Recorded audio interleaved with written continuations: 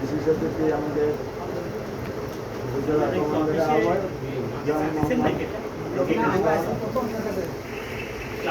সাবেক বিশেষ অতিথি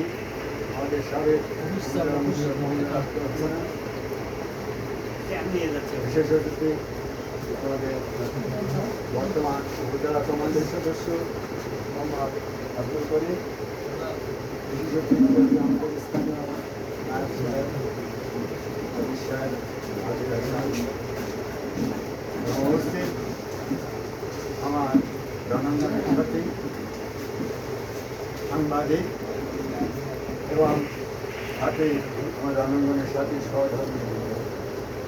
এবং স্থানীয় জনগণের